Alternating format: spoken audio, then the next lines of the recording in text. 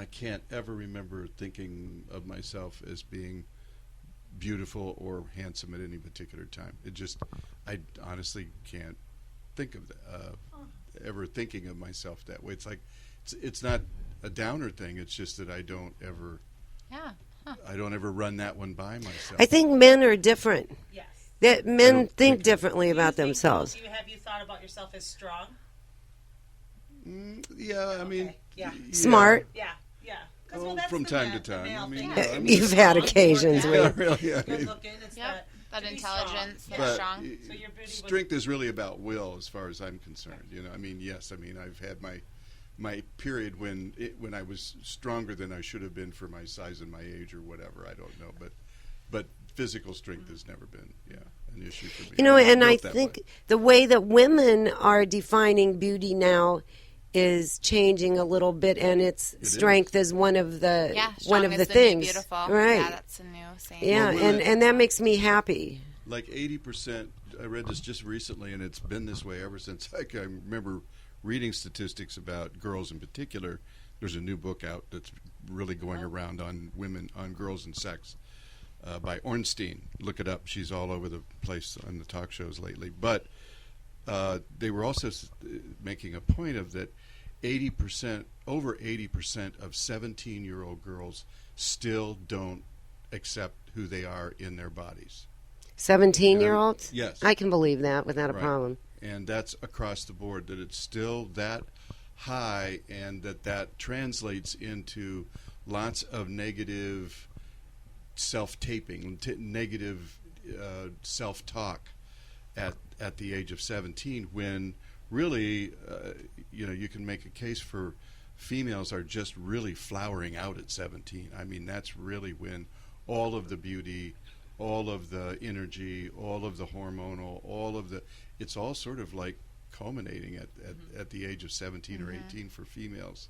But maybe it's too much at once. And yet it's the same time when girls are most critical of who they are and least accepting of who they are. And least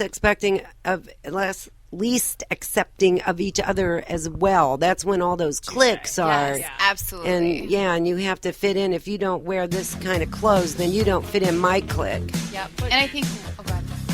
We're going to take a little break.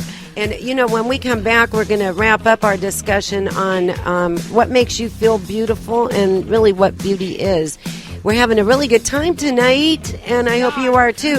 We're drinking this yummy red wine. We're going to talk about that a little bit when we get back, too. So take a little break. We'll wait here.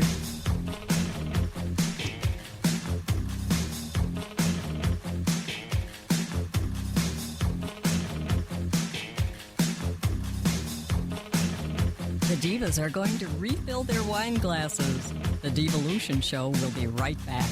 Wendell's Home and Design, making home design affordable. Located at 5260 East Pickard Street, Mount Pleasant. Call them at 989-772-2914. Base Camp is Bay City's best choice in fitness. Visit us at 515 Adams Street in downtown Bay City. Look for the red awnings between the one-ways behind historic Larson Salvage. If you're looking for an artistic women's portraiture company where she can bring out the best in you, a side that you want other people to see, then you need to call Indigo Moon. Each setting is designed especially for you. The number is 989-708-6776, not the run-of-the-mill portraiture company. Indigo Moon. Call Chandra.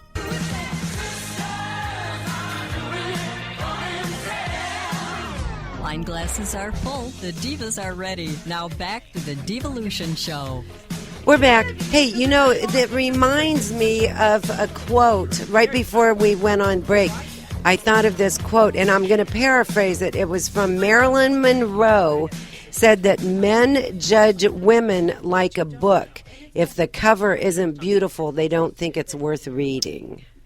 Marilyn Monroe said that. Oh, she was a poor, troubled soul, I do believe. And she thinks that men said that, or she's just saying that? No, she said that. Oh, wow. 17 is a tough year. It was. Men judge women like a book. If the cover isn't, and I think I don't know if she said beautiful, but I love reading stuff about I think maybe she did. Yeah. If the cover isn't beautiful, they don't think it's worth reading. And I think that is true to some point. Yep. Do you? No, I definitely think that that's something that in society we're still trying to work on. I think that if you ask someone, what, best features they look for in a girl, they give you all the physical features. They forget about all of the other pieces. And that's what really matters at the end of the day, because beauty's going to fade. Exactly. Or I guess you could say in a different way, beauty's going to change. Right. And so you have to love someone for all of the other pieces of them. And I think that a lot of people judge a book by the cover instead of what's inside. And I know, we have our pockets of women that are trying to make that change, but we still have a long ways to go. And I think we have our pockets of men. Absolutely. That are beyond that.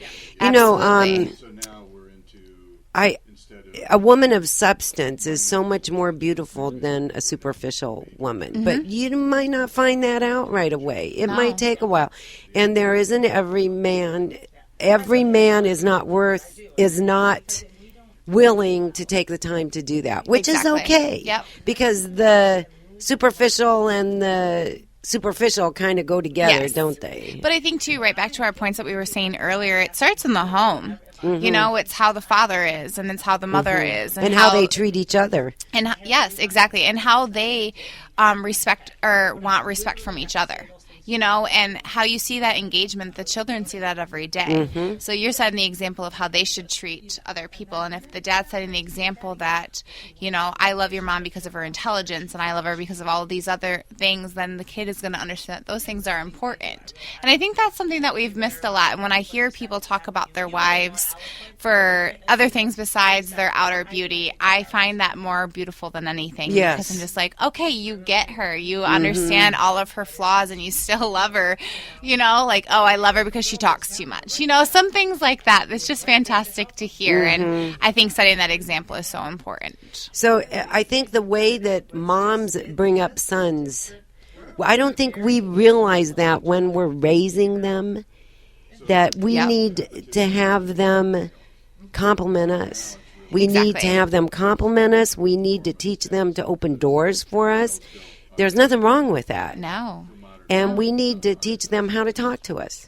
exactly. They need to have conversations with us. And they also need to see their dads having conversations Yes. with us. And one of my things that make me smile from when I was little is every time my grandma would pass my grandpa and he was sitting down, he would tap her on the butt. And she'd always do the same thing. She'd turn around and go, ooh. Every single time. I don't think he missed. And it's funny that you say that with my grandparents. My grandpa, they've been married 55 years, and he calls her still my beautiful bride every day. And the way that he talks about her, like she's the smart one. See, that's so heartwarming. And that's and even people my age, I see their love for each other. I have an older sister and that she's married, and they set a great example for me. But it's making sure that people stick with those people that are role models instead of going off in a different direction too. But it's a personal thing. You have to recognize that and appreciate it, and then decide that's what I want someday. That's how I want to be treated. But I'm going to stick with that, and I'm going to let all the other stuff pass me. And it's getting rid of the baggage of friends and the people that bring you down. And it's a lot harder said than done. And I think we've all been in those situations where we've had to say bye to certain friends because they didn't give us, they didn't bring out the beauty in us that we needed. Right. And that's a horrible feeling, isn't it? Absolutely. When somebody actually brings out this part of you that you didn't even, then you don't feel beautiful at all. No. It's like, whoa, who's that?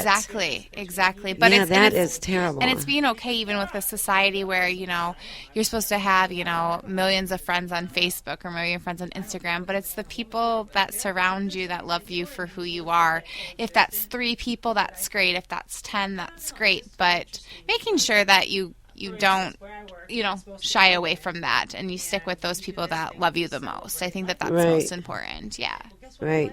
That really appreciate you for who you are Exactly. and see you as a totally beautiful person. Exactly. Like we were saying earlier, no one is perfect. Right. And loving them, I know love that my friends song because by- of what they're imperfect Right. for. You know that song that John Legend wrote? I can't remember, All but of he's Me? all of Yes. me, and he says your perfect imperfections. Yes. I love that line because that's so true. I mean, you have to love somebody totally, and the way they look can be part of it. It's okay. Yes, exactly. Yep.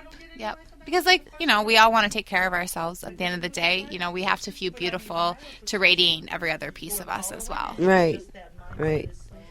Nicole, did you want to say something? Are you sure? You just tell me when you do, okay? Yeah, I don't want to keep stealing the mic from you. If there's something that's just jumping out and needs to be said, say, oh my gosh, it's Linda. So it's getting kind of dark in here. So it's getting kind of late already, and I'm just going to tell you about this wine that we're drinking. It's Domaine Nicole, and it's from our wine sponsor, Vino Wine Warehouse, located at 510 East Midland Street. How are you liking that wine? Oh, I love it. It's really nice. Yes. It's kind of crisp. Yes, yeah. How about you? I love it. Vino has a. Oh, wait, I'm going to pause this. Has what? They have a diva night coming up or something, don't they? That's ours, yeah. Divas Night Out. Are you coming? I did. I said. Oh, yay! Yeah, Oh, that's really good. That's really good. I'm so glad. That's cool. So that brings us to our events. Thank you for that lead-in. It's our next event it's Divas Night Out, Dino's at Vino's. It's next Wednesday. We'll talk about it again next week, too. On April 6th, we always meet at about 6 o'clock, and we sneak in our Devolution Project meeting. And our next quarter's Devolution Project is going to a nursing home and having a Diva Day for the women that are in the nursing home. We're going to do little skits and paint their nails, and it's going to be really fun. Oh, I love Yeah. that. Great. Yep, and Beth is going to do a little dance for them, and we're going to have a blast. Yeah, we could. It's going to be really fun. I'm looking forward to it.